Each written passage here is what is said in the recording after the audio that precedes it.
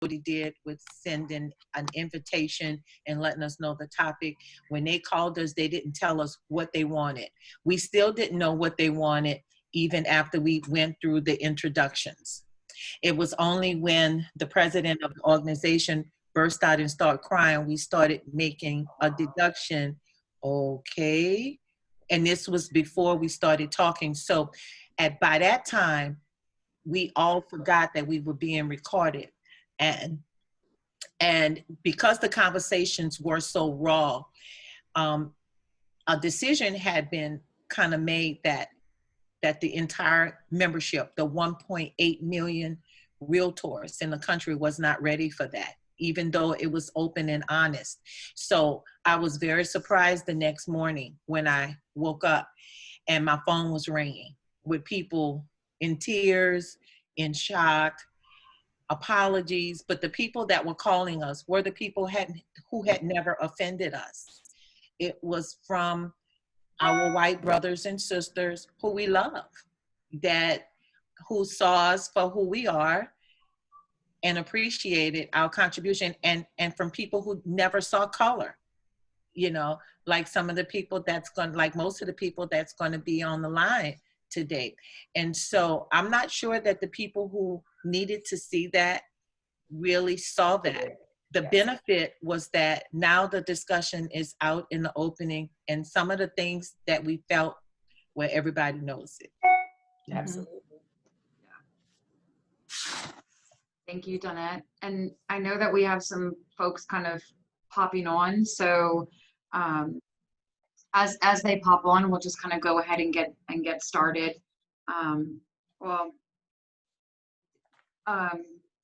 Did Frank say? Did he need a few more minutes, or does he want to join us? He's coming. He will coming, and I haven't spoken with Lisa. Anybody? Lisa's on. She's on. Okay, good. I didn't see her. Yes. All right. She's looking cute. Thank you. So we can probably start, Jody, and then when Frank comes in, he can just join in, Okay. All right. So guys, thank you so much for committing your time and for joining us on our panel today. I know it was a little bit of short notice, yet after just having some conversations with the New Orleans Metropolitan Board, we just felt that it was important to have some real talk with our realtors who's in our community. We're going to continue real talk on different conversations and different topics. So thanks for being part of the first on our panel. We're excited to have you. And so if it's okay with you guys, I'll just kind of just pop in with each of you real quick, and you can share a little bit about you, share a little bit about your background. Let the guests on the line know kind of who you are, and we'll kind of go from there. All right. Who wants to be first? I will. Hello, everyone. I'm Stephanie Morris. I'm with MS Realty, broker owner. I've been broker owner since April of 2019. I've been a realtor since 2006 and a broker since 2016. And I'm looking forward to this conversation that we're having today. It's going to be open and honest, we hope, and hopefully will enlighten a number of people. It's a hard conversation to have, but one we think is very needed. All right, you're welcome. Hi, everybody. I'm Dr. Danette O'Neill. I'm 30 years in the business. I have a brokerage in New Orleans, in Metro Atlanta, and in Mississippi for the National Association of Realtors. I'm also the chair this year for the Meetings and Convention Committee. I also work for the National Association of Realtors for Realtor University. And I am your current state president for the Women Council of Realtors. Thank you for having me. Hi, everyone. Got it. Go ahead. Oh, hi, everyone. I'm Josline Gosserand Frank. I have been a realtor for the past 33 years. I don't know if I think Frank may have me beat. I am a principal and co-owner of Russell Frank Realty Group.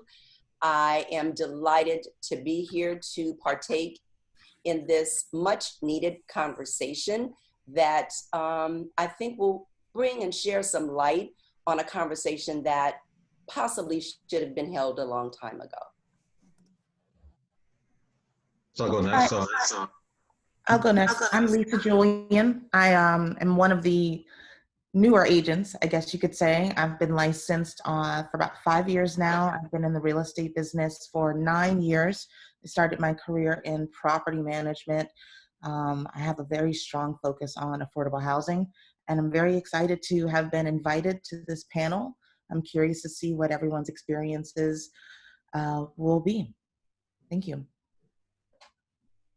Hey everybody, I guess I'll go next. Ron Mazier. I've been licensed since about 1990 and a broker about 18 years. I'm excited to be here also because I jokingly tell people I'm racially ambiguous. People are always asking me what's your race, and so I've always considered myself to be a little bit of a bridge builder. But it seems like politics, at least recently, has been about burning bridges. People don't want to hear about the other side. So I'm glad that WCR is, stepping up to begin the reconciliation process, I guess, of building bridges again. That's an important thing to do. Thanks. Frank, I think you're next. Hey, Ron. I'm Frank Williams. Been in the business 46 years, and I don't think anyone's going to top that, but if you do, so be it. Anyway, broke at Parkway Realty. Have been around, have basically seen almost all of it. I'm very close to have seen it all. I used to call the guys that was before me the old timers, but now I'm one of them. So looking forward to the conversation today. Well, the good thing is that you're still here to say, oh, well, now you're an old timer. Yes. Okay, you're still here. Still here. All right. So for those of our visitors that are just joining us, this is your panel. And I hope that everybody have shared the screen. So I hope that everybody can kind of see. Can everybody see the screen? Yes. With our panel, our photos, and everybody's names? Yes. Perfect. Okay. So as we were mentioning earlier, this is definitely going to be conversational style, as opposed to sometimes for some of our panels, we do some Q&As. So if you have questions for our visitors and our guests on the line, if you have maybe a specific question that you would like to see answered, just drop it in the chat box, and we'll kind of monitor that and go from there. And then I'll just leave it up to the panel to kind of get started, maybe with your take on things, yes, sir. Ron, are you raising your hand? Oh, I was, because I saw the WCR, the national spoke conversation where Danette O'Neill was on there also. And there was a lot of important things I think she said. And I wanted to ask her a couple of questions. Like there was a comment there about a double bubble. You're having to live in two worlds. And she kind of commented, I don't know if she's there if she's listening to me, but she commented a little bit about that because like I mentioned about being racially ambiguous, you have to kind of live in two worlds a lot of times. Right. And I caught that what you just said, and that was some fancy words for what we are. I am constantly asked, what am I? And just like Margot Willis said on the line, is that she's asked, like a lot of us, can I touch your hair? And so because I am as fair as most white people, and I am racially mixed. I identify with African American, but I am racially mixed, like you are, Ron. So I get those comments, and they don't know how offensive they are when they ask me, what am I? Where are you from? Where your parents are from? And I would be honest with you, some of the business that I have gotten in real estate is because I look like I look. And that's what we discussed on the line. And that's sad that that my brown brother and sister that I identify with gets turned down because of how they look, and that's my brother. Well, what's funny about that, Danette, is I'm 100% Honduran, but even the Hondurans ask me where you're from. So, because I was born in the United States, so I'm not even. I mean, I guess to some degree I am mixed race because Hispanics, if you think about it, there were no Hispanics, 600 years ago. It was Asians, Europeans and Africans. Mm-hmm. And Hispanics came out of Central America, where it was a mixed race. So technically, I am 100% mixed, Mm-hmm. not 100% Honduran, because there was no Honduras 200 years ago. Right. So, Right. my brother did take a DNA test. So, technically, I'm 30% African, but not in the social sense, which is I'm very conscious of the fact that just because my blood has a little, some African doesn't mean that I am African American and treated. Sometimes I am. Sometimes I am, and sometimes I'm not. And maybe you have that same experience. Mm-hmm. Yeah. Yes, I do. All the time. And I've had it all my life. And that's one of the things that as realtors, we have had to deal with. One of the questions that Jody sent was that, is there a client you didn't get because you felt race was a factor? Yes and no. And we can ask that. We can throw that out to the entire panel right now. Anybody?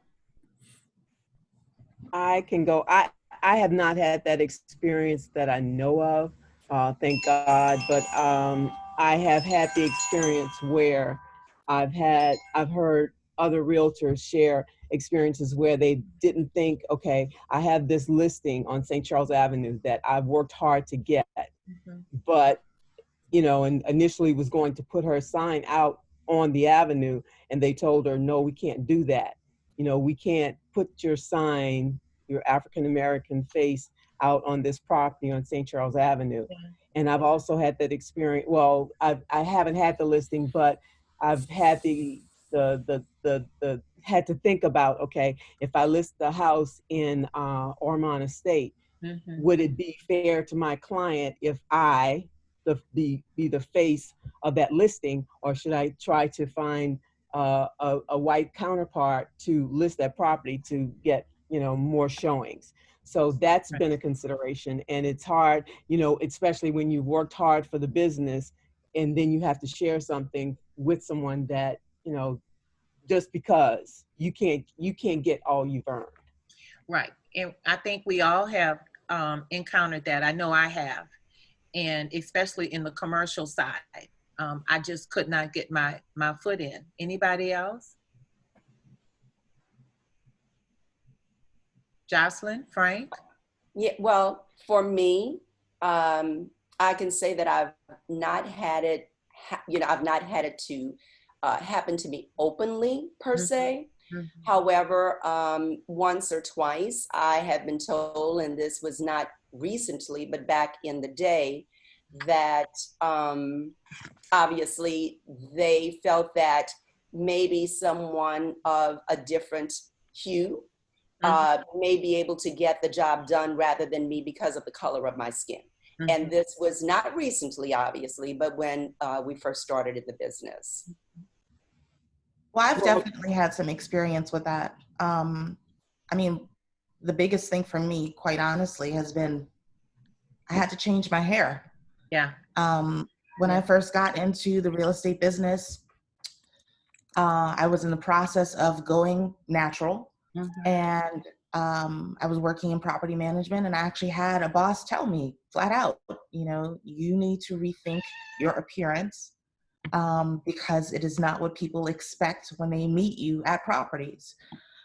Fast forward a few years later, when I left that job, thankfully, excuse me, y'all, I have a very rambunctious cat in the background.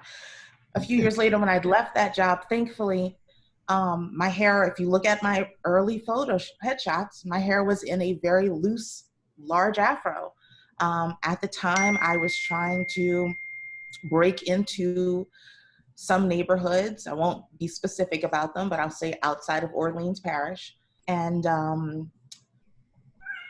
I wasn't getting any response whatsoever. I felt like I would step out of the car and the client would immediately, a lot of times, either not be comfortable making eye contact, or the showing would go really quick and I'd never hear from them again. So I started experimenting, started trying to twist my hair out, do different things to make it look, more tamed. And I got an immediate response to that.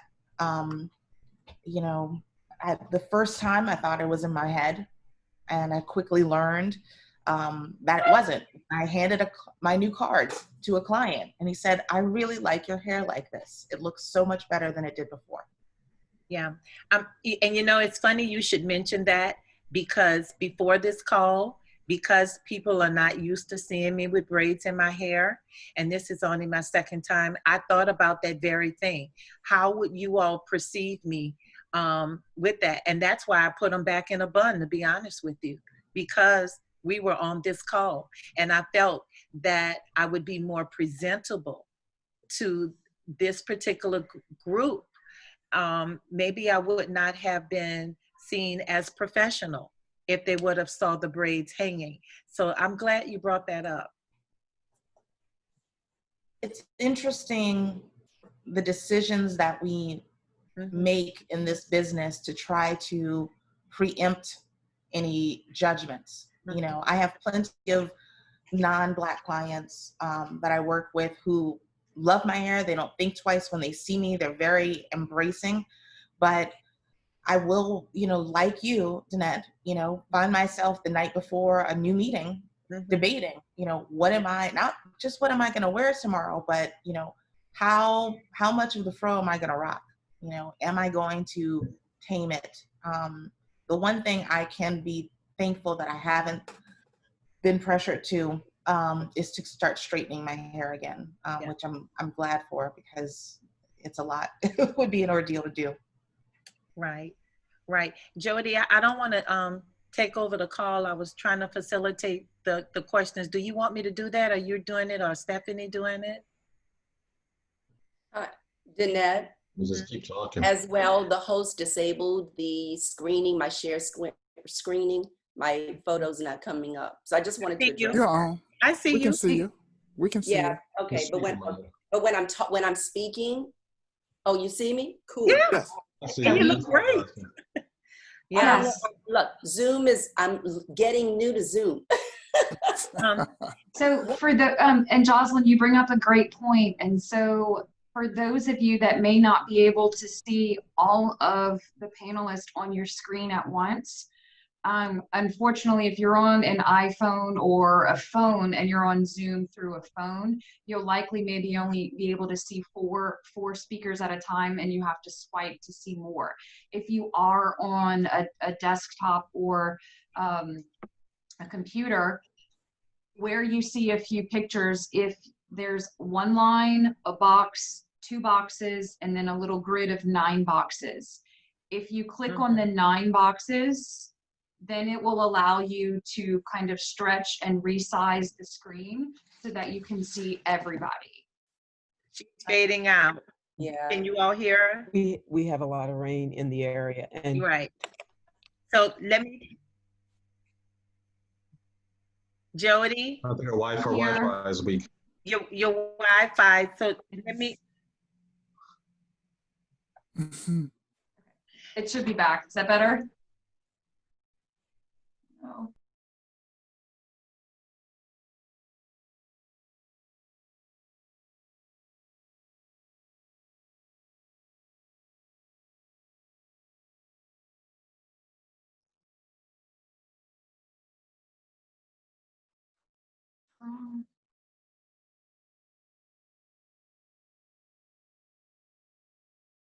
Outside say the police. Mm-hmm. And when they called, I told them I was coming out. And Right. I've been in the Black community long enough to say, show your hands first. Right. So I walked out from behind the wall because I was down the hall and they were in like the living room. I walked out from behind the wall with my hand coming out first. Then they could see me, and they had been told I was vandalizing the property. Yeah. And they both had their guns out. Right. 2 policemen with their guns out, and there was 2 other cars pulling up behind them. So Right. had I stumbled walking out, I could have been shot or killed. Just stumble. All I had to do was stumble over something, and I could have been shot or killed. And I showed them they did not harass me. I had to show them the paper. They gave me permission to list the property, and they left. But somebody had told them that I actually broke in the property. Right. And because we didn't get, and when I say we, the African American, Black, people of color that are realtors didn't get the best properties for REO, what I started doing was having to call the police to meet me over there the very first time. So I make a call to the district that's near that property, and I have that officer, and I stay in my car until the officer gets to the property, and we get out together for the first time, because that has happened before. Anybody else have any comments? I haven't had the police called on me personally, but I can tell you that my business partner, Ariel, who's also on this call, had the police called on her a few months ago. She arrived a few minutes before me at a listing that we were co-listing on the West Bank, and one of the neighbors found her suspicious, and the police showed up. Yeah, yeah. 2020. Right. And so it's important to know that we express to everybody is that these are things that we have been dealing with for decades, and we make adjustments. We are constantly making adjustments for being people of color in real estate. And we haven't said anything. We don't even talk about it amongst ourselves often at all. We just know what we're dealing with, and we just get the job done. Danette, you know, I've never had that experience, but I guess and I, you know, it may be changing the subject just a little bit, but that was one of the reasons why Russell and I guess, pursued the real estate career, because when we first, I'm not from here, so when we first started looking for a house back in the 70s, I didn't know many realtors. I didn't know any realtors of color. And Frank, I'm sorry, I didn't know, you know, you, but I ended up getting a referral from someone. And so every time she took us out, she would steer us in certain neighborhoods. And not that anything was wrong with that, because I wanted to have some diversity, I guess, in where we lived, and I had a different agenda or criteria, should I say. We were being steered. And I found that the two agents that I had both did the same thing. And it wasn't until we found the right agent, I guess, who listened to our needs, was when we bought our first home.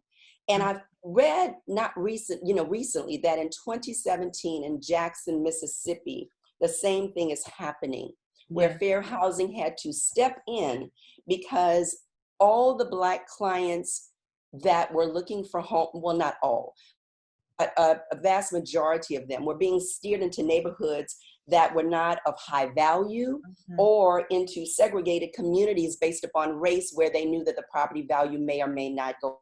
And that too, in my opinion, is another area of disparity that we're continually dealing with.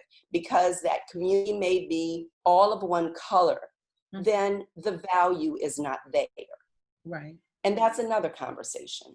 Right, because we're prevented from building wealth. Steffi? I wanted to make a comment regarding that. Right after Katrina, a number of people I heard, and this was before I was in real estate, when people were getting their houses assessed, and we know that New Orleans East was, you know, proportionately affected. I mean, you know, houses flooded out for months at a time, and then when they come back and want to rebuild, their houses were appraised, but it's like, okay, to rebuild this property is going to cost the same amount as it will in another community. Why is my value less than that? I mean, I can't rebuild for that, especially in this current time. So why, I know the values are less, and especially with the community and the condition that it's in, but the materials to rebuild this community are the same as they are in any other community in this area. Right. Well, there's such a thing as called zip code fraud.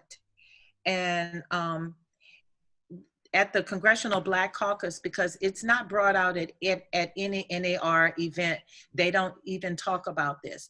But we are rated and we lose points, even on our FICO files, for living in a certain zip code. And that's a machine that tells us that because I live in 70119, I'm more likely to have my car broken into. So therefore my insurance is going to be higher. Or because I live in 70127, it's more likely that my education is going to be less than someone who lives in 70115. And so therefore I'm not going to be able to pay my bills. And so I've sat on the FICO panels at the American Express conference, etc. And that's a big argument that I have with how they see people of color and how they judge us according to our zip code. And so now that we have gentrification, I wonder how that's going to play out there, you know. And to the people on the line, I guess you all might be going, oh, right now, but these are things that we're dealing with every single day, as well as volunteering our service for organizations. All of us have served, volunteer either at New Orleans Metropolitan Board of Realtors, the Louisiana Realtors Association, NAR. Frank has been the president. And like we said on the line, is that when they introduced Frank is always introduced as the first Black president. Why can't he be just introduced as one of our past presidents? The emphasis is put on being Black, like that is different. LaTanya, who came up behind him more than 15 years later, Frank? 20. I was 2000. I was 2000. I was in Right. 2000. Yeah. Right. And so LaTanya is introduced as the second Black president. Okay. I'm introduced as the Black president. And so people make an emphasis of that. And we're not even thinking along those terms. We're just trying to get the job done and enjoy the work that we're doing. Well, this has been embedded in that because it's been such a systemic thing for so long. I mean, I was listening at Josline when she said she first came to New Orleans. I don't know what year that was, Josline, but remember in 1978, we could not be realtors. Right. I was here. It's oddly you say that. I moved to New Orleans in 1976. So you're right, 2 years, and we were looking for our first home. And obviously not that I was looking for a person of color, because I'm not going to say that I don't see color, but you know, there was no one of color there that I knew as a realtor at that time. Well, we could not, as a Black person in New Orleans, because that was before the board merged, I could not be a member of Realtors because I was not allowed to be a member. And most people that's in real estate today don't even realize that that went on. Right. 1978, I could not become a realtor. Well, It was later when New Orleans had women, and actually that's one reason that I was really honored that Stephanie asked me to be on this. But the women became president in the Orleans board because we had Orleans and Jefferson. There was 2 boards then. Of course, we had to be members of both boards once MLS came along, because Jefferson would not allow Orleans to have a MLS. Jefferson wouldn't allow it at the time. So that took a lot of lobbying. And if you want to really get a lot of history behind this, it's Conchita Saleh who could give you a lot of history because she was president at the time. And if anybody know Conchita in her younger years, who was a fighter. Firecracker. Yes. But she finally got those 2 boards merged, so we didn't have to pay realtor dues in Orleans once Blacks were admitted to Orleans and become a member of Jefferson board just to have MLS. So, but the final thing I want to say about this was, it was when the women became presidents of the Orleans board that they actually came and told us, you all have to be realtors, because before we wasn't even admitted. Well, as long as they had men as president of the New Orleans Realtor Board, we could not get in. It was women that did that. So Women Council, I think, you know, you all have led the way on a lot of things, because for whatever reason, it seemed like white women is just slightly less prejudiced in general. And I don't say everybody, but in general, than white men. Frank, what were you called if you weren't called realtors? Were you just what did they refer you to? Realtors. Wow. But we was not. That was a whole different organization. We could not be a realtor. We did not have access to MLS. We had, you know, when people complain now about listings not being input properly. I'm like, we couldn't have listings. We had to drive neighborhoods to see what houses was available. Can you imagine? Get up early in the morning, drive. Somebody say, I would like to live in this neighborhood. You drive the streets east to west, and then you drive up north to south to see if there was a house listed. Right. And we shared information.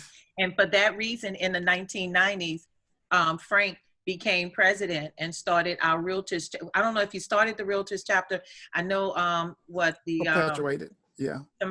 Some of the other greats did that, but in 1995, I know Frank was president of the Realtors chapter here, and that was the only thing that we had for Black people to have access to the real estate information at that time, because we still weren't accepted, even in 1995, into our local boards, local committees, etc. Yes, they said that we can come, but we didn't have the acceptance. So we met once a month, right, Frank, right at the hotel on Simon Boulevard, across from the public library. And Frank was the president then, and that's where we got our updates. That's where we got our training from. That's where we learned different news and different tools that were available to the white realtors through the New Orleans Metropolitan Board of Realtors and other organizations that we didn't readily have access to at that particular time. And then, you know, I you're became a board member of LRE. Then it was LRE, where the state association. I was one of the, and I was appointed to that board and voted onto that board by white women. There were no Blacks on the board to help me get on it, but I got on the board. And I found out real soon that if I went to Baton Rouge to a meeting, if I sat at a table, it was my table. No one else was going to sit with me. And there was one person, and I will call his name, Mark Rody, who came over to me and says, don't sit down first. He said, let people sit there and then you go sit.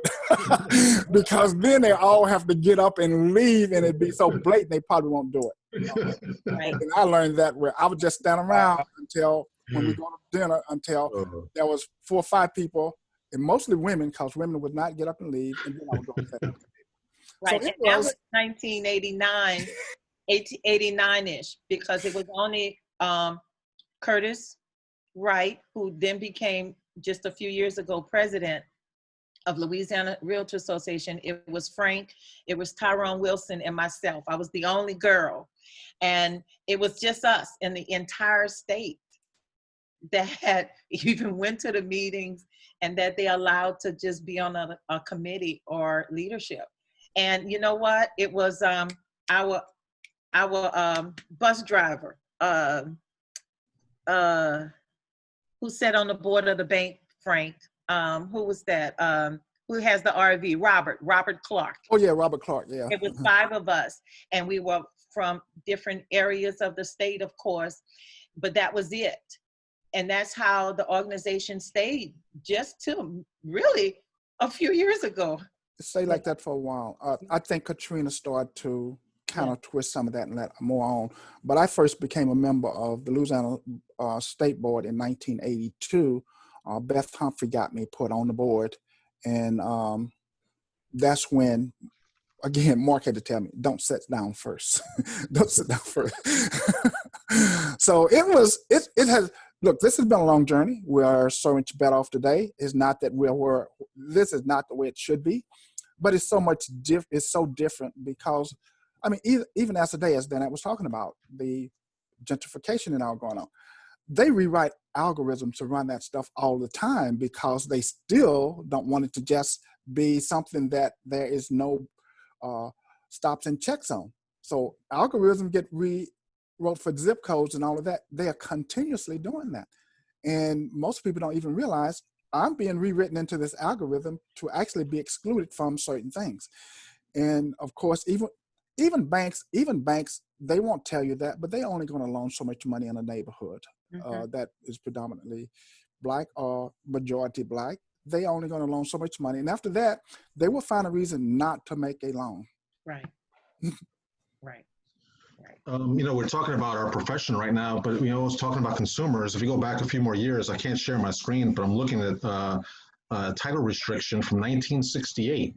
And it says, this lot or lots shall not be leased or sold to or occupied by any person or persons of Afro, Negro, or Negro descent. Mhm. And that was May of 1968. And this is not across the country, but this was a title restriction for Levittowns and a couple of places in New York in the north. This isn't just a racist South, where African Americans were not even allowed to own real estate. Now, my dad, I told you I'm a Honduran. My dad came here in the 50s and bought a house in 1964 in New York. Now, imagine, we're talking about generational wealth. We're realtors here. We know how people build wealth in this country. It isn't the stock market. It isn't our small business. It isn't our brokerage, that's for sure. It's by inheriting real estate. Mhm. So, if my grandfather couldn't own real estate, I'd be way worse off today. I mean, we could talk about racism today, but, talking about being systemic and historic, this is just, a couple of generations ago. I mean, 68 was I was born in 67. So in 1968, I couldn't imagine that, my father wouldn't be able to own a house. I'm shocked by that and stunned, really. As a real estate broker, to have learned that. And Danette, I learned this from, I went to the Congressional Black Caucus Conference. Richard Rothstein, he's the author of Color of Law. And he speaks about that in his book. In his book, it also includes where FHA would not provide funding to Levittowns unless they included this title restriction. So Right. it was government doing it. It wasn't just, hey, look, KKK running around with their little pointy hats. This was people in government, preventing ownership of real estate. Right. So, Right. And I closed the loan the other day that those title restrictions was on it, still on there, because the persons had the property, that loan. And yes. In my brokerage, I require them to bring me the legal description to make sure, the person who's trying to sell the house actually owns it. And I noticed that on there that there was a Yeah. restriction barring Black people. And I'm It's like, funny. oh my God, look at here, It's funny. Yeah. And guys, The, just some, go ahead. sorry, Danette. I know there's been a couple questions kind of in the chat box and that are being texted. Just wanted to share with you guys that our chapter, the New Orleans chapter, as they've merged with New Orleans and Jefferson, our records show that 1964 was the first president that we had for Women's Council. Joyce Whitfield, just for your knowledge, she was our first Black WCR New Orleans president. And then Samantha Andrus, she's on our call today. She was our second. And then in between. So I think WCR has a mix. I'm excited about that, from our past presidents to even our president-elects. So I feel that we're, Right. But remember, Joyce Whitfield was not a dark-skinned Black person. Yes, she's Black. I know Joyce well. Yeah, that's but right. still, not a dark-skinned Black person made it. Right. Right. And that's what we were talking about too, when we opened up with Ron and I am so grateful for the opportunities, and especially I'm grateful for how God made me, but I'm keenly aware that some of the opportunities that I get is because I am this color with blonde hair. And that's my acceptance.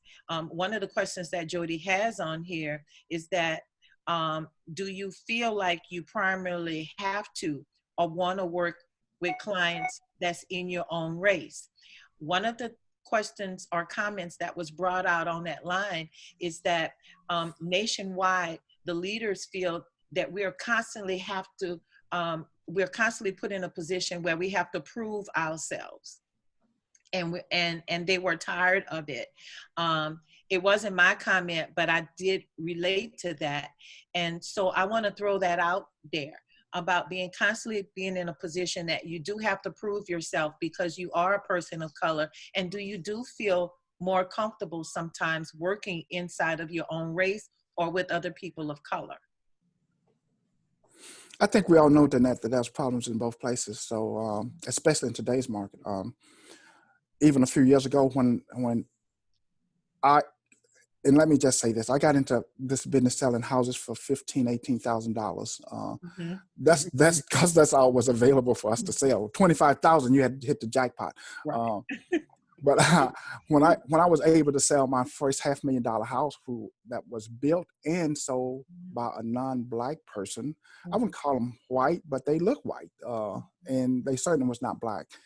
But that was the first opportunity I had to do. That was to me a landmark. That happened. Maybe I think that happened in 2000. And the guy who bought it, a white man built it. The guy who bought it was white, and he paid cash for it. I said, "This is heaven, and this is what white people had for years and years and years." I did not. Was the listing agent, didn't work on the sales side of it, but this guy listed his house for 7%. So I did give up 3, and not being quite stupid, I did keep 4, but it went well. And the person who got 3 was happy with getting 3 on a $500,000 house. But my point is that was one of the beginning, I guess, to me, for the doors to open to say, you can work cross colors and you don't have to be comfortable just working with black people, because what we had for so long was there was not many black people who could even do something like that. I mean, we have more black people now that's buying houses in the higher price ranges, but back then they was not able to do it. And as Ron has said, because there was no legacy of my parents kept this house until it was worth something. I just sold a house for some people last year that their father paid $16,000 for the house, who was a black man. It sold for in Esplanade Ridge for just over $500,000. But because their father had kept it since 1964, which he had trouble getting into that neighborhood in 1964, they said, and he kept it until, well, he had passed away, but they sold it last year and that's how much it increased in value, Ron, to let you see how real estate goes up. Building wealth in a community, it's a means of building wealth, and that's why we're constantly trying to educate our community about this vehicle, and we need to open more doors for it. And absolutely, I agree with everything that's being said. And the reason that we don't have that legacy piece is because even back then we were unable to secure mortgages. Yep. I mean, they would not give us a loan. And even today we're scrutinized. We're under the lamp and the light, and we never know what's going on in the back door. My credit score may be higher than my counterparts. However, I may end up getting a 4% where they may get that 2.5. How do we know? And until it's brought to the table with data, and until someone will research that data and bring it forth to light, we're still under scrutiny. And when they brought enticed back in the day with those relaxed lending policies, and we had a lot of housing, and of course we ended up many of our people had foreclosures back in the day, if you can recall. They gave us the LIBORs, the ARMs, and we could not afford those houses. So we were back to square one with trying to build that legacy again, because we lost so many homes. But what was it, between 2000 and 9 and 11 maybe, or 7 and 11? Right. So I like to hear from Lisa, is that, and bring us back to this question, is that, do we feel more comfortable working with our own race? And an honest answer opening. I know for myself, and I like to hear from Lisa, is that I'm good enough to train people, but they won't come and work for me. And so my company it's mostly people of color. It's almost 100% people of color. And I'm not welcomed in my own home, like the prophet says. And so I do less in Louisiana because of its Southern traditional way of thinking than across the country. And so I'm stifled here. So yes, I do feel more comfortable working with people of color because I don't have to prove myself. I can be who I am and they accept me for who I am without an apology. And I don't have to get up in the morning and wonder whether or not I should pull my hair back, or like Lisa said, I should wear my hair straight today, because I don't want to offend anybody by the way I decided to look on that particular day. Lisa? So I actually have a really unique position to be able to speak to this. When I first got licensed, did a lot of sales and online leads. So I think my number of my conversion rate was 77%. So 77% of the set of the buyers that I had didn't know me. We met for the very first time, based on my photo and whatever conversation I could have with them briefly over the phone.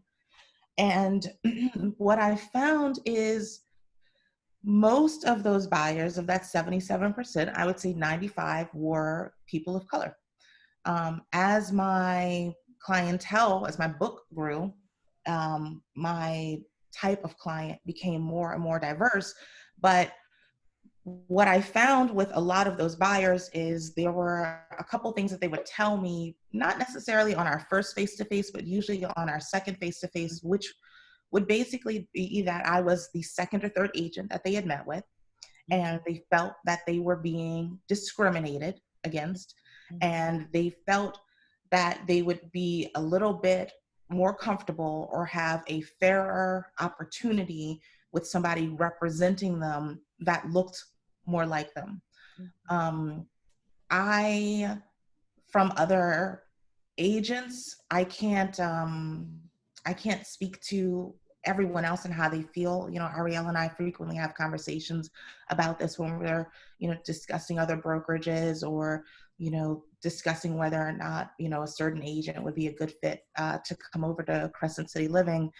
And so I don't know how everyone else is fitting in at their brokerages, but I can tell you that a lot of buyers do feel that way. They do feel like someone who they can relate to will have a better chance of having their interests. That's actually in the instance where my hair has come in handy.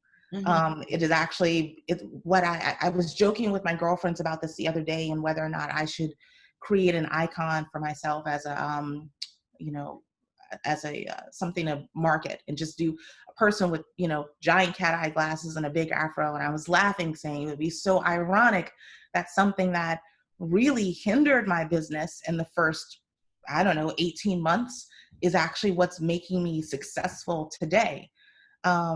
Because it's a real thing. I mean, and I see it in a lot of different ways. I see it in a lot of microaggressions. I don't know how much you all encounter that.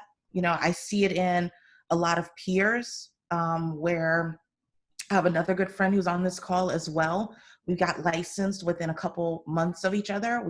We're in the same social circle, and frequently people will have us sitting together and they'll turn to me and say, "Aren't you glad you know so-and-so?" And, I'm thinking, well, our numbers aren't that different, and we've been licensed the same amount of time, but they're making an assumption based on how I look, honestly. And it's not right, and it's not cool, but it's one of those instances where I feel like I have to, plaster a smile on my face and nod and say, yes, I am so glad that I know so-and-so. Right. Can't hear you, Jody. Sorry, I'm muted. We have kind of along those lines of what you guys have been sharing. We do have a question in the chat box. Can we discuss the disparity in sales volume between Black and white agents? Oh, definitely. We don't talk about it, yet we see it. Definitely. What are your thoughts and feelings on that? That's the way it's always been. And so we do have to work harder and longer hours and be more diverse in how we bring in money. We jokingly talked about me making the t-shirts at night. Okay. I'm highly educated.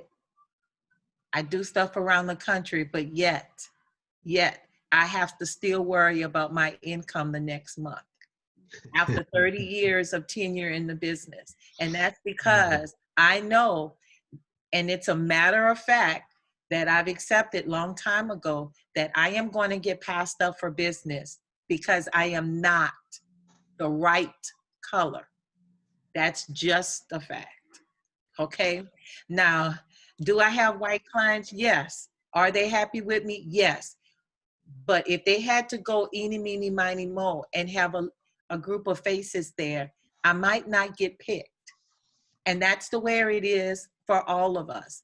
And heavens know if they see my family, they see my brown sons who are clearly brown, I'm not going to get picked.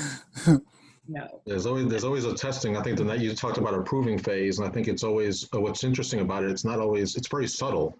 So a lot of times you don't know, and that's kind of disturbing to me. I think Stephanie said that that she didn't know if she was discriminated against. So a lot of times you think you're being judging yourself because you lost something, Right. and you start beating yourself up over it if you don't know.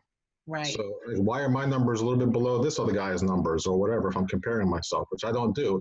And I think perhaps the strength of that has been, like for me, I mean, talking about doing people with, I think I've worked with maybe 2 or 3 Hispanics in my entire career. So, and my career probably has shifted a little bit more from with white clients to more Black clients.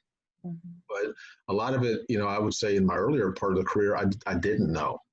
And it wasn't until maybe speaking about Tyrone Wilson a couple years ago, he was telling me, we talked earlier about driving while Black. And I'm not sure if the ladies, we talked about the hair. I'm not sure if Frank and I would have the same experience of touching our hair, but I think maybe we. I don't have any. But we may have experience about. We're both. I just want to rub the bald. Yeah. Look, I mean, we're both tall guys. So I had an experience. I grew up in Metairie, and so I grew up mostly in a white environment, and I didn't have, I wouldn't say I experienced racism until I was maybe 18 or 19 years old. And this is the 80s, Frank. So this is the year 1986. Harry Lee said, "I will stop young Black men in rinky-dink cars." And so there was one time, and around that time, about a year after I graduated high school, I'm driving a rinky-dink car in Metairie, and I just bought a Milky Way candy bar like a little kid from the Time Saver, and I step out of the Time Saver, get in my car, unwrap the candy bar, and the police pull up behind me, tell me to get out the car. They tell me I fit the description of a robbery nearby, and put my hands on the hood. They searched my car and everything. And then they sped off. And I mean, they sped off so far, I'm like, they were down by Lakeside by the time I got out of the parking lot. And I'm still looking around for the robber thinking, oh, there was a robbery nearby? Oh my God, let me look around for this. And I never suspected anything until I was talking to Tyrone a few years ago. And he said, Black men get pulled over and the police tell them you fit the description of a robbery nearby. And I tell people the words were like the Liberty Bell in my ears because it was the exact words that I heard. And I was like, wait, I was the Black guy in Metairie that time. Even though I grew up in schools and all that stuff. So I didn't even know I was a 19-year-old kid. So when it comes to racism, I really, the other day, Danette and you and your friends were talking, we talked about racism, but when you started talking about your sons, I noticed everybody getting emotional. And that's when you start having to worry about that, about my kid, my 19-year-old son has to go out there and face this. And I mean, the police officers that then were like, 23, 24, 25 years old. So they're young bullies themselves. Yeah. But they had the force of authority behind them, especially with Harry Lee. I mean, specifically saying that. I mean, that was very out in the open. And so that was that's been my experience, is not knowing. I've had the benefit of being one race or the other. Who's calling all of us? I'm sorry, that was my phone. I've had no, I thought somebody was calling you. So I've had the benefit, I say, of being racially ambiguous, but also, the detriment of that without knowing, unfortunately. And that's, I think, is the problem. I mean, if somebody came out into my face and said, I don't like you because you're brown, I'm like, oh, okay, fine, I'll deal with it, I'll move on. And I think that's perhaps why a lot of us are independent. We're independent brokers rather than working in a corporate environment where we have to compete. And to me, I'm happy about my independence. You know, I'm overjoyed by it. And I think that's the, you know, we talk about real estate and empowerment of people. And maybe this is my chance to talk about my little nonprofit, Ninth Ward Nina. If y'all seen that in my bio. I'm selling real estate, but I joined the board of Ninth Ward Nina about in 2010 because it's about real estate. We're right here in the epicenter of creating equality. I don't know, we could talk about police, we could talk about other things, but I think if there's economic equality where people actually have the same amount of real estate and the same amount of money, I think we would learn to respect each other.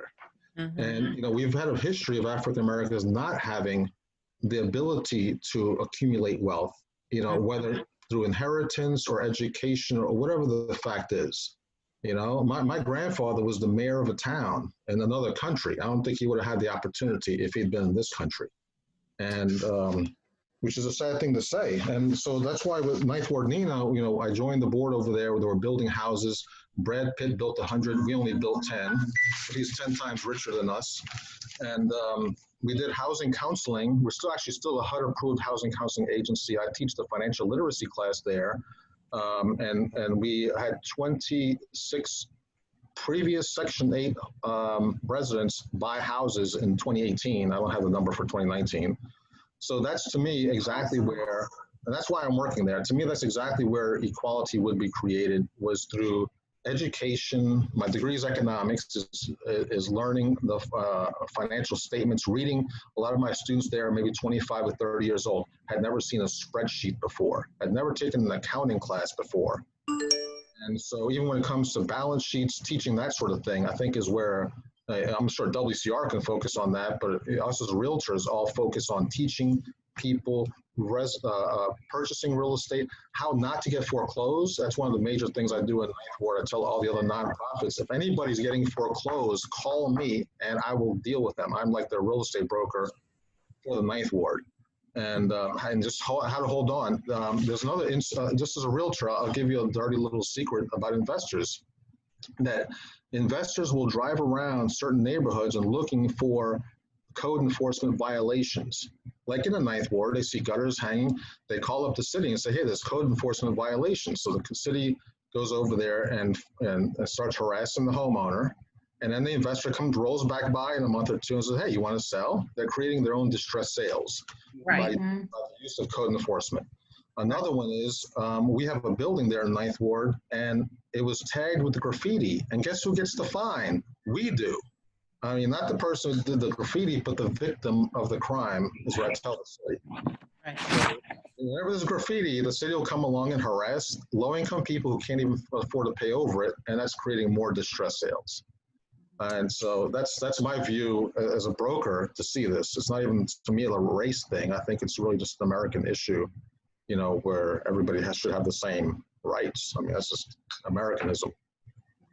Well, in that same vein, Ron, where you have individuals, because I had a property that was in a neighborhood that was becoming gentrified, and the ladies that owned it, they just simply decided, okay, we're ready to, you know, get out of it, cash out, and then, you know, because they're older now, we're not traveling as much. But anyway, what they do is, you know, you put the property on the market at a really good price. So then you get offers the very first day of, you know, the asking price. They come in, they do inspections, and all of a sudden they want to lowball you. Well, you say no.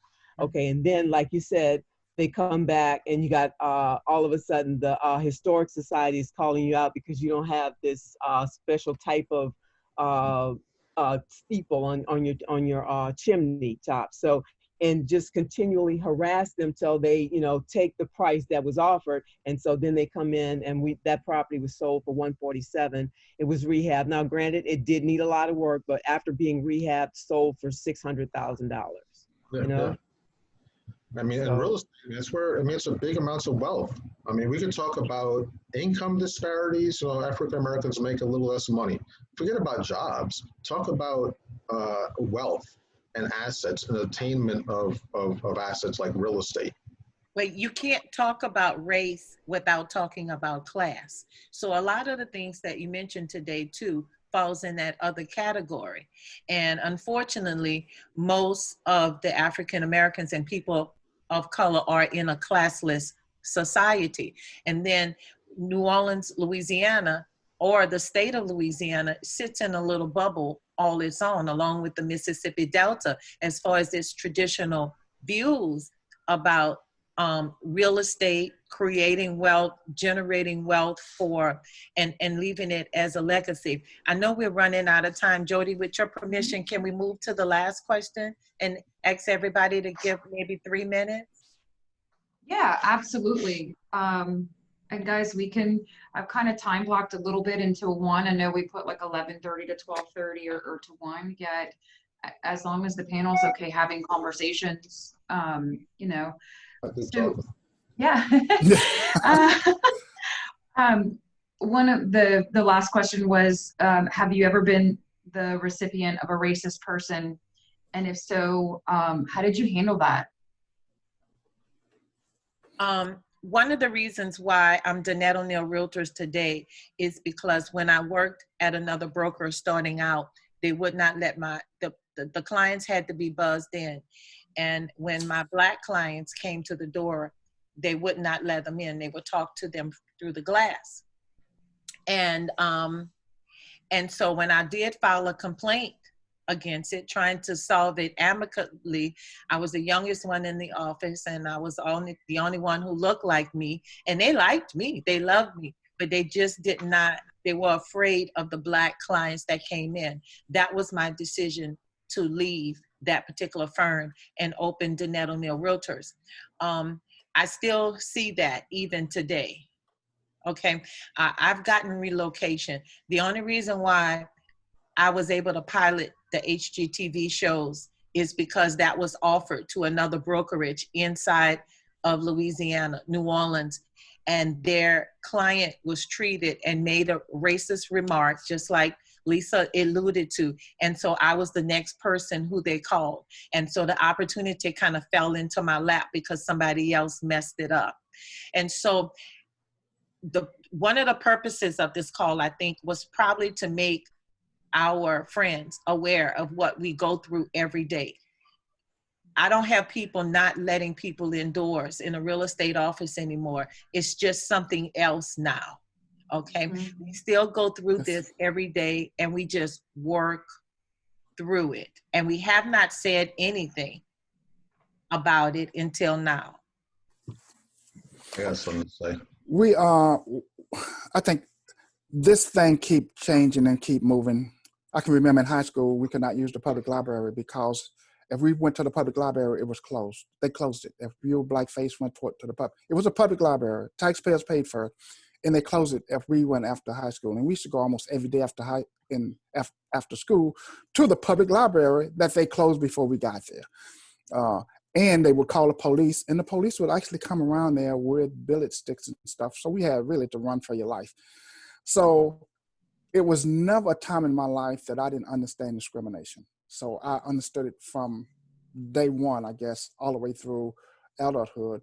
And what I've noticed with it is still systemic. It just changes the way it's presented. Mm-hmm. I mean, coming up, you had to go to the back of the restaurant to eat, all of that stuff. And then it got to be where they couldn't make you go to the back.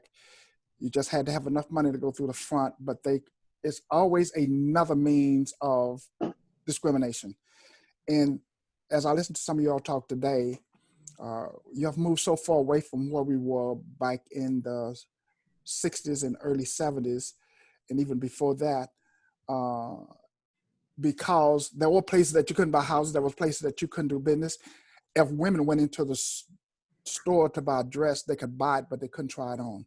If they were going to try it on, they had to buy it first, then go try it on. And if it didn't fit, too bad, you had bought it. You couldn't return it. So I've noticed all of that going up.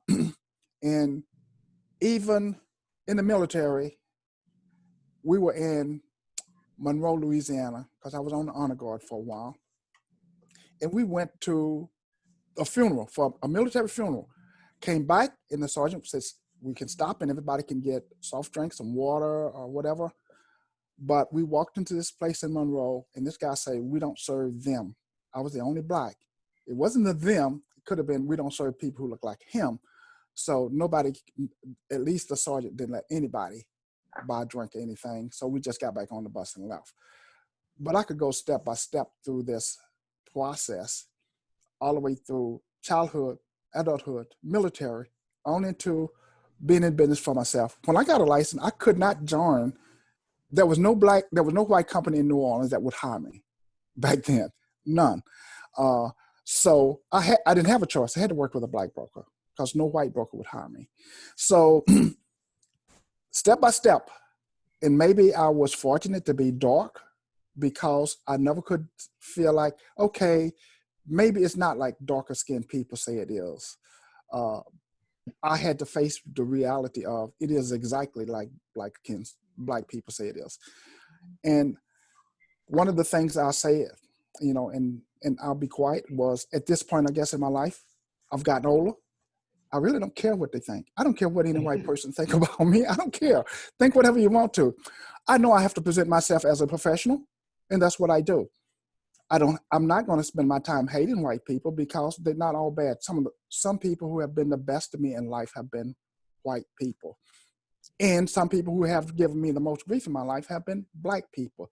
So I realize that there are people, but I'm not naive. I'm not one that say discrimination has gone away. It's just that I don't care that they discriminate, because if they don't want to do business with me, so be it.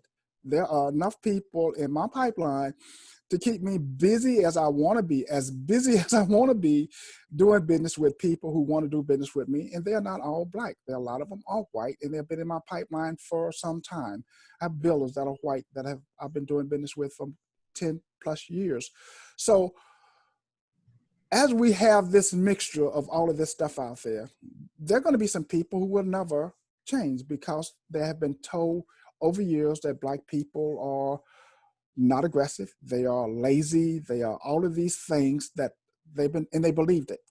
So we have to find our way in this process. And hopefully one day you'll feel hopefully similar to me, but it's not something I spend a lot of time thinking about anymore. I really don't need to have white customers to do business, even though I have white customers, and I'm gonna treat them with all respect and do the best job that I can do for them. Just the same as I would black people. So having said all of that, they have good on both sides, but we are members. We are in a situation where we are going to have to face, I don't think it's going to go away in my lifetime. I think my children will be discriminated against. Yeah. That's some real stuff there, Frank. Josline? The question is, have I ever been a recipient of a racist person? Growing up, I mean, I was one of the first In ones. real estate, excuse me, in real estate. Yeah, in real estate, I have, but I'm just saying, to preface that, I've always experienced, as a young adult, as Frank, racism from integrating my high school. Now, yes, I have, and from the real estate perspective, I've been given listings in the past by white people or someone of color because that property was in a predominantly African-American neighborhood. And so I knew the reason why they were offering me the particular piece of property. And did I take it? Of course, yes, I did. They knew that by far the individuals who may come to that neighborhood would be a person of color like me. So I would be the best fit to work with them. So I consider that to be racist. Maybe they did not know that it was a racist, move on their part, but yes, it was. So it was always subtle. I've never been overtly, I guess, in real estate, or have I ever felt overtly that it was totally racist? But yes, from the undertone, yes, I've experienced it. In hearing Josline talk about her experience, I can recall an experience where I was given a property, and I believe that's why it was. It just so happened that it was a white realtor that handed it off, and it was actually a white client that was buying in a neighborhood that maybe, the other white realtor may not have felt comfortable in. So, as you said, when you sit back and you think about certain situations, you know, you may not have known it at the time, or maybe subtly you knew it and you said, okay, well, you know, I do work that area, I knew business, and this was when I was starting out as a realtor. But I do recall another experience where I had a client and she wanted to buy a condo in a certain area here in Metairie, actually. And we made an offer that was a fair offer, and they countered it, you know, we went higher than what we anticipated. Well, you know, going along in the process, talking with the realtor, and this was with a brokerage, the broker, the co-operating broker was with the same brokerage that I was with at the time. And all along in the process, you know, we do inspections. Okay, yeah, we'll work with you on it. You know, we'll talk about it, you know, we'll do it.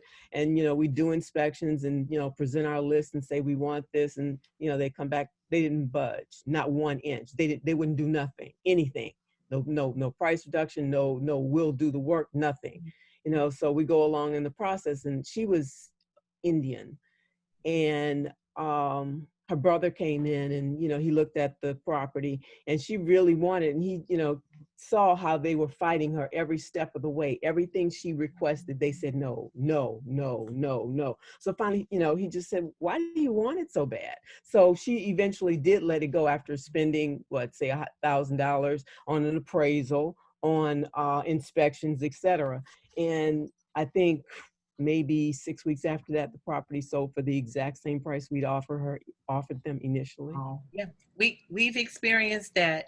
Mary Adams Thomas, you all know her. She's called me to put an offer in for her, and vice versa, because they would not. She was getting nowhere with an offer, putting it in for herself. So we have had to cover each other.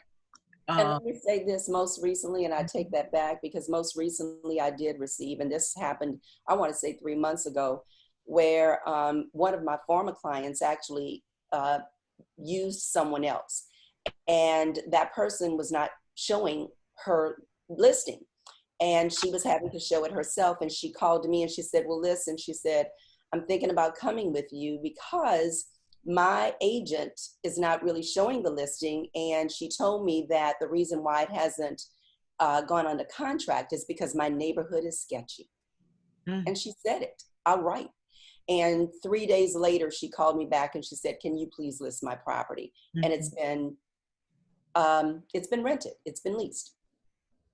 Definitely had a few instances of racism. You know, I had, I think about 2 years ago, I had a client where we put in, I want to say 6 offers on the same house once a week. Seller refused to accept our offer.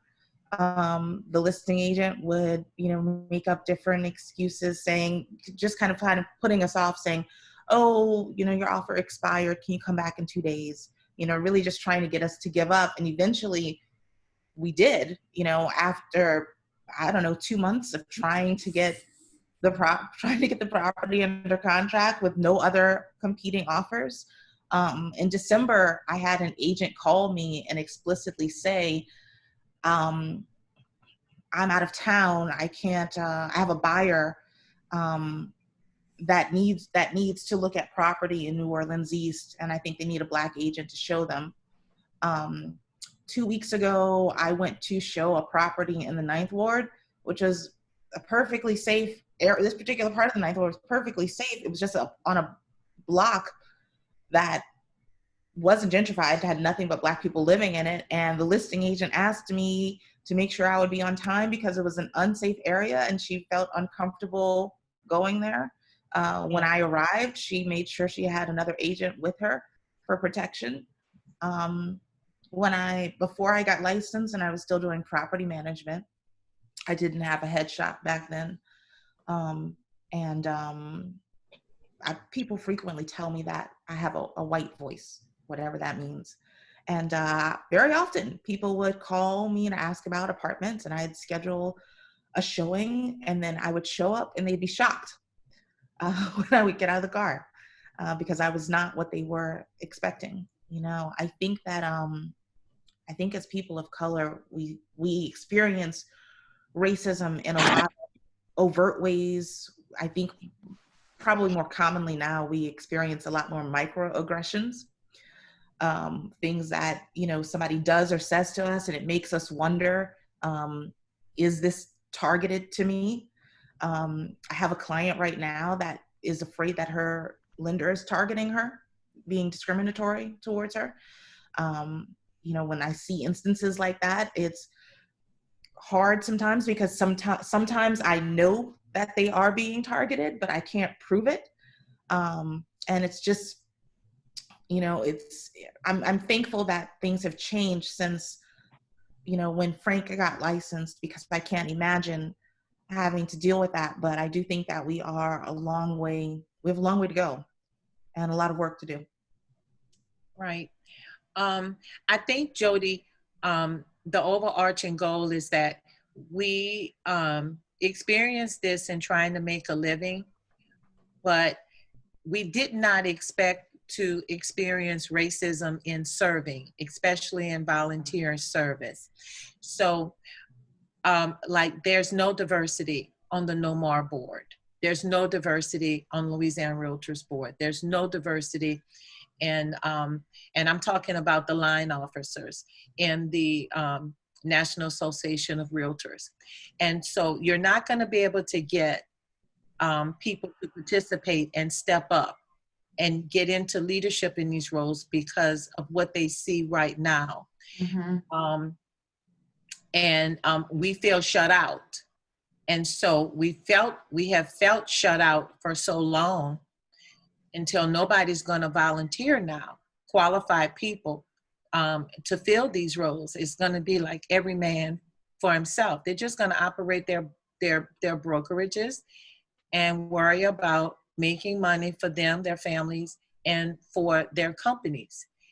And that worries me.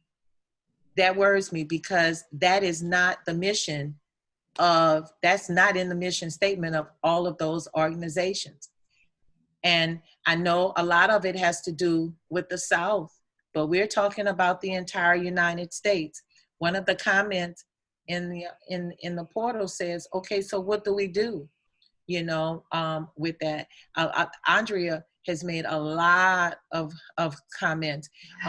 This doesn't just extend to Black. This extends to the Vietnamese realtors. My Muslim realtors who can't go show a house because. Oh, I'll say something to that. Yeah. Since Hispanic realtors too, and so I'm going to talk about my experience, because you know, when it comes to racism, I think, and may she rest in peace. Let me add that, because as a Hispanic, I think I come across as super racist. You know, there's a racist who are like, yeah, I just sound like Black people, but you're okay, and I've heard that several times in my life. Oh, you're not a Black. But then there's a racist who are like, hey, I'm just about white people. So I don't care who you are, Hispanic, you know, any kind of person of color. So those are the ones I've come across, and they've been, you know, kind of scary. And my experience in the career has been, you know, I managed an office several years ago, and 65 agents, and everybody's very nice. So I worked through the whole list. You know, hey, building a relationship. That's what we're all about, is managing 65 agents. But there was a few at the end of my list that I could just never get to like me. And I kind of, at first I didn't know why, and I did learn kind of quickly why, because other agents would tell me, straight to my face. Realtors tend to be very honest about things. And in my, that's the reason that I'm no longer employed there. Is that one of these last few agents were pretty much top agents who've been around for 20, 30 years, making a whole lot of money. They keep going to the boss and complaining, not the boss, the owner, and complaining. And, the boss is the guy who hired me, but the owner is the guy who fired me. And, my numbers were great. And you talk about competing. I think I was at the highest degree of any of the managers. And that's the other thing. You talk about diversity and leadership in our associations. But what about managements in the offices across the city, across the parish? And the last note I'll say about volunteering is when I did serve on the NOMAR board, and I think I was on the Louisiana Realtors board. And, you want to make change. And so when I left those boards, I thought, you know what, I'm going to go join the board of Ninth Ward NINA. And that's where, I would ask each realtor actually to go look for nonprofits. If you're going to volunteer your time, go look for those nonprofits. There's Covenant House. There's lots of good ones out there where you can really make an impact. And so I've loved every moment of working with Ninth Ward Nina, it's been highly stressful because of money, and I've had a lot of legal issues there. And the legal issue, not as a lawyer, but just as a negotiator. And because I see that it's big business a lot of times with these nonprofits, and the people who get hurt when a big business happens is the small people. The reason I became executive director of Ninth Ward Nina is that it got into a little financial problem. So the lenders were like, "Hey, we're sending lawyers down there." So as soon as I hear, I'm like, lawyers against the low income people here. And in the 90s, I worked in the welfare food stamp office, so I had my own caseload of 400 families, and I got to know them very well. And I still think about them every day. What is the solution for those? And the solution to me was, I don't know what I can do with a 19-year-old lady with kids, but for her kids who are 6 or 7 years old, they were brand new, untainted by anything. And if you teach them, the financial literacy in high school and that sort of thing, I think that's where we will, empower a lot of people to create equality. Ron, I'm in agreement with you. I taught school for 33 years, and I taught financial literacy, marketing, and management. And incorporated inside curriculum was that component of real estate ownership. Mm-hmm. So I wish they would bring that back to the high schools. It's much needed. And I'm hoping that, they'll learn from what you just said as well, some of these realtors. And maybe that could be one thing that we could propose legislatively. It's needed. Mm-hmm. Well, there's a lot of talk about early childhood education because look, my kids, both of my daughter's going to Ben Franklin now, both of them make straight A's. It's because those early years, we're a two-parent household, and my wife was able to read to them at a very young age, and before they went to kindergarten. So I think focusing on those first 6 years is very important too, and that's where I think there's a big disparity also. And just when a single mom has to go to work, she can't perform as two. Like me, I'm a realtor, so I work from home. That's been the reason. So I drive my kids to school every day. I pick them up every day. So I think focusing on children and empowering children, like Frank says, is it going to go away in our lifetime? I think we're too old. I think it's in our lifetime it's going to be there. But our kids, we could teach them. Like my kids aren't. There's no sense of racism. I told my son about racism of the 50s and 60s. It sounds very petty. And this is from a 15-year-old kid says it sounds petty. And I told him there's one more story in my family about how petty it is. That look, you can see the shade of my skin, but just like Danette's family, I've seen the meme on Facebook. We range from very light skin to very dark skin in my family. Mm-hmm. My uncle, Alex, I have his middle name. He came to New Orleans in the 50s with a brother, a light-skinned brother. Uncle Alex is very dark skin. He was the darkest skin of 5 brothers. And the 2 brothers tried to get on the bus, and the darkest brother was told to sit in the back of the bus. Mm-hmm. I mean, these are 2 people who came from the same mother and father, okay? But just because of skin color, right. Alex Mazier was asked to sit in the back, and so they both decided to walk. And that's been my attitude. I'm not going to take the racism. I'm not going to put up with it. I'm not going to sit in the back. I'll rather walk. And, I'll tell you something. My Uncle Alex has a brick at the World War II Museum. He was a veteran. He served in the World War II. The other brother didn't, okay? So here's a veteran, a dark-skinned veteran who was told to sit in the back of the bus. The other brother who didn't want to go to war got to sit in the front, So it's a ridiculous, to me, it's a very ridiculous thing. Well, okay, I keep saying last note, but the last note I'll leave everybody with is I know the Greeks believe in something called a divine spark, which is that our souls all come from God, and our divine sparks are all exactly the same, and then we get incorporated into our bodies. Our bodies are different, but our divine spark inside, it all comes from the exact same source. Right. And so if I can say on the behalf of the group, I want to thank Jody, our local board president, and our Stephanie Morris, our local board president-elect, for opening this topic up. I hope it helped other people that just did not know what we deal with from day to day, and stimulate what I call kitchen table conversations with your children, with your spouses, and to create that sensitivity for the workplace, for our city. And I really want to thank you. And as your conference chair for the National Association of Realtors, while we were on the line, an announcement was made. The Oh, yeah. conference is not coming to New Orleans. It's going Virtual. virtual because of COVID. So that announcement came about a half an hour ago.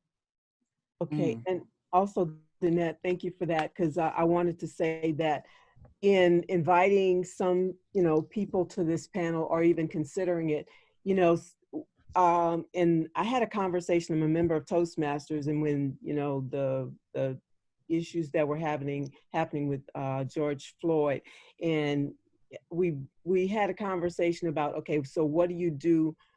All this is happening, and usually in business you don't talk about sex, religion, politics, etc. And so now, do you just sit back and not say anything while all this is going on and you're still being affected? So in inviting some people to have this conversation, there's this threat or this, maybe something looming that, okay, this is going to affect my business. But hopefully opening up this conversation, we will create an understanding, and people will still, start to understand and talk about this, and hopefully we can make a difference. Listening to Frank talk about in 1978, I think it was, that, people getting up from a table. And I was first licensed, I think, in 1984.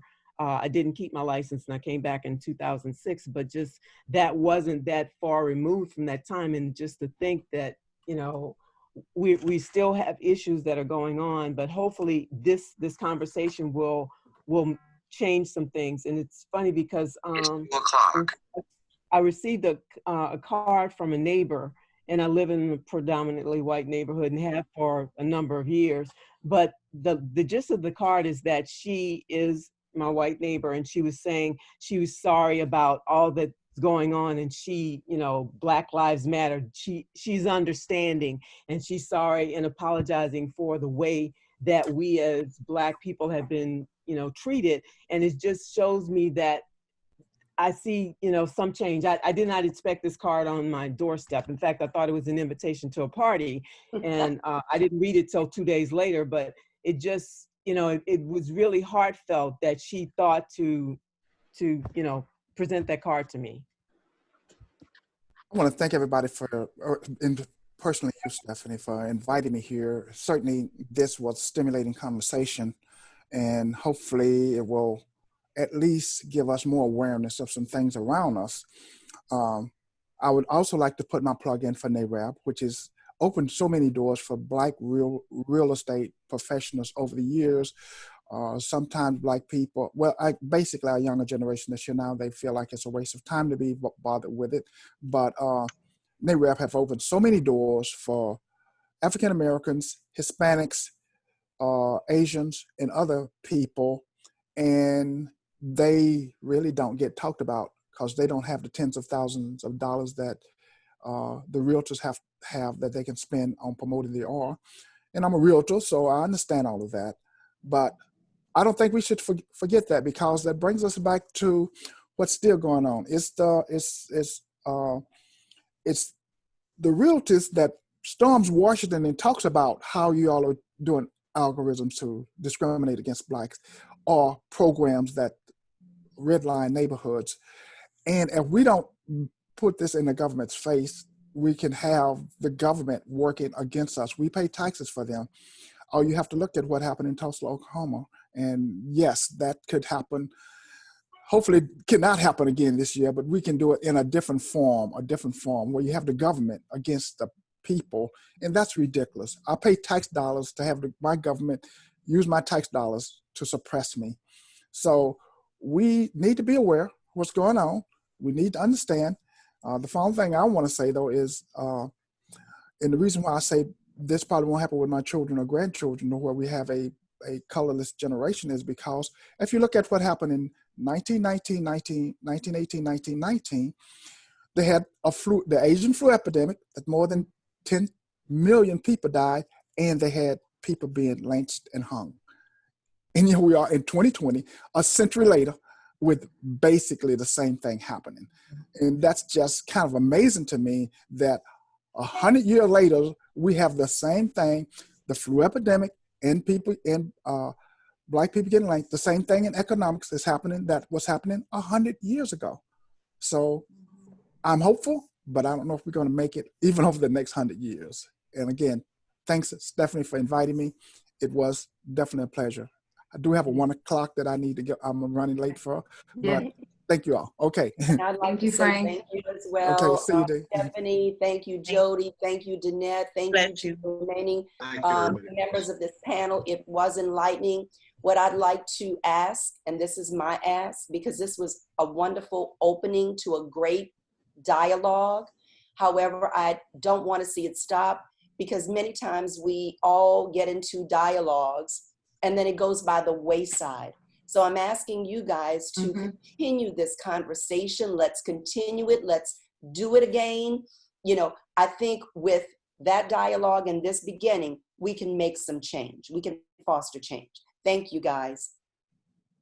Thank you, Josline. I absolutely, and the board, we absolutely agree, which is why we kind of entitled it Episode 1, so that we can continue and ultimately continue the talk of not only about this, yet any other topics that come up that just might be uncomfortable or that we can help bring awareness to and build unity within us and making that change. So guys, if you want to be a part of the next panel, if you want to sit on the panel and have some conversations like this, post it in the comments or reach out to me or any of the board members directly.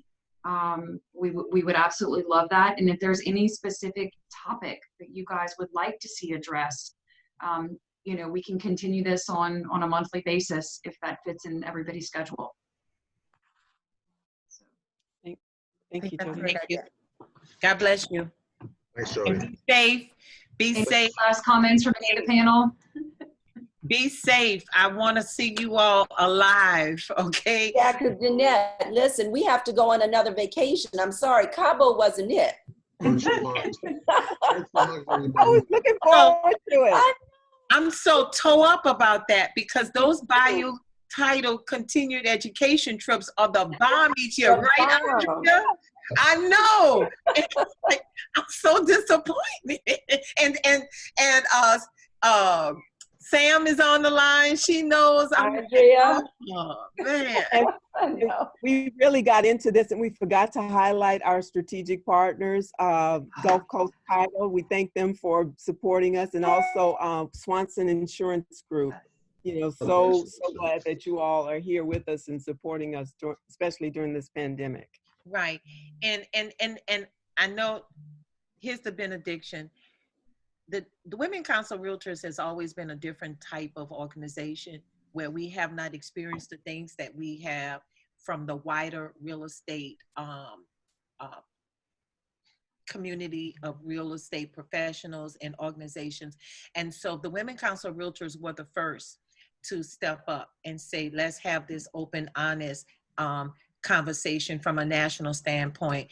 And so that's why I'm thankful. I think had it not been for WCRA taking me under their wings and developing me, I know I would not be the leader that I am today. That and God's grace leading me to the organization.